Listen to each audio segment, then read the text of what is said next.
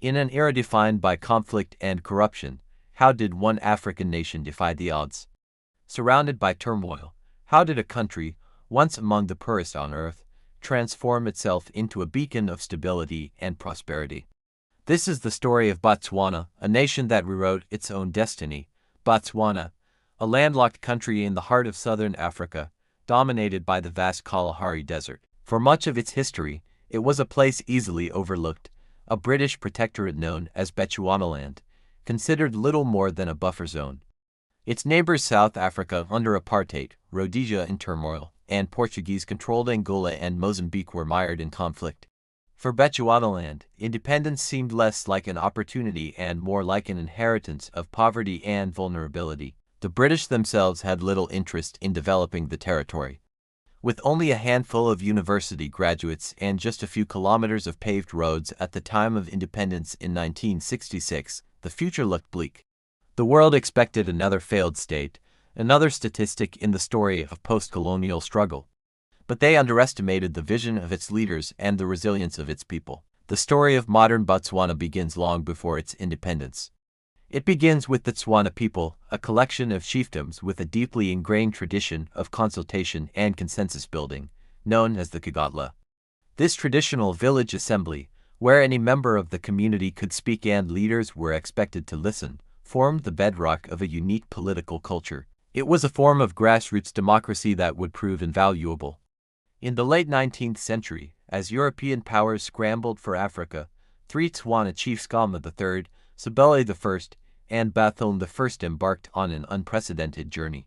They traveled to London to petition Queen Victoria directly, seeking protection from Cecil Rhodes's aggressive expansionism, but on their own terms. They successfully argued for their land to become a protectorate under the British Crown, not a colony to be exploited. This clever diplomatic move preserved their land and their traditional structures of governance, sowing the seeds for a future nation built on law and negotiation rather than conquest. Throughout the protectorate years, while development was minimal, these traditional institutions were left largely intact, creating a foundation of social cohesion that would be crucial for the challenges ahead. The dawn of independence in 1966 brought Sir Seretse Khama, a hereditary chief of the Bangwato people and a British-educated lawyer, to the presidency. Khama was a visionary. He understood that for the new nation of Botswana to survive, it had to forge a path radically different from its neighbors.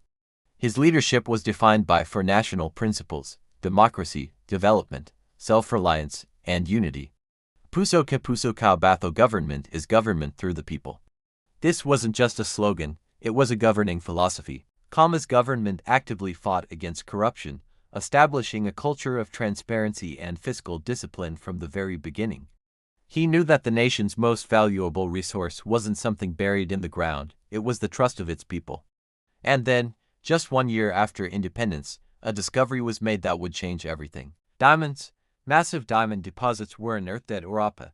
It was a moment that could have easily become a curse, fueling greed, conflict, and inequality, as seen in so many other resource-rich nations. But Botswana chose a different path. Seretse Khama's government entered into a joint venture with the mining giant De Beers, creating a partnership called Debswana. The negotiations were tough, but Botswana's leaders were shrewd. They secured a deal that ensured a significant share of the profits flowed directly to the state treasury, not into the pockets of a select few. This was the critical decision. Instead of squandering the diamond wealth, the government invested it methodically and strategically into the nation itself. The diamond revenues were used to build roads, hospitals, and schools. They funded education, providing free schooling for all citizens and sending thousands abroad for university degrees. They built a robust healthcare system that became a model for the continent. This careful management of natural resources, guided by the principles of public good and long-term investment, was the engine of Botswana's economic miracle.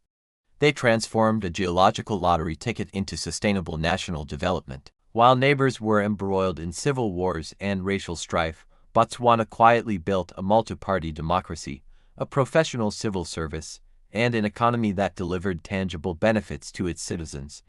It became a haven of peace in a turbulent region, proving that good governance was not a Western luxury but a universal key to progress. The legacy of these foundational decisions is evident everywhere in Botswana today. Gaborone, once a dusty administrative outpost, is now a thriving modern capital. The nation boasts one of the highest GDP per capita rates in Africa. Life expectancy has soared, and literacy rates are among the best on the continent. The principles of consultation and prudent management have been passed down through successive leaders, creating a remarkable political stability. Of course, Botswana's journey has not been without challenges. The HIV/AIDS epidemic hit the country hard, but the government responded with one of the most comprehensive and effective treatment programs in the world, once again leveraging its resources for the public good. Today, challenges like youth unemployment, economic diversification away from diamonds, and social inequality remain. But the foundation of good governance and social cohesion gives the nation a unique capacity to face them. Botswana's story is a powerful testament to the idea that a nation's destiny is not determined by its geography or its resources, but by its choices. It's a story of wise leadership, a culture of consensus, and the unwavering belief that a nation's wealth belongs to its people.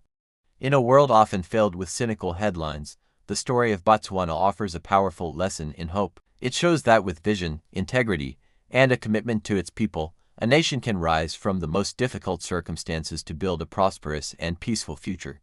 The miracle of the Kalahari was no accident.